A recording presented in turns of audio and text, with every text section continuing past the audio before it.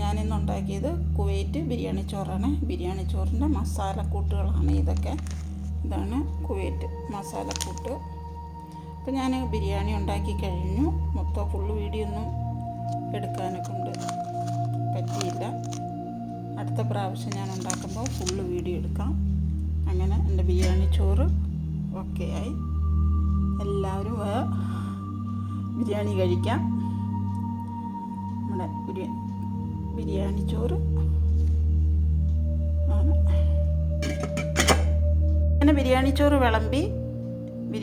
വിളമ്പി വെച്ചു. ബാലൻസ്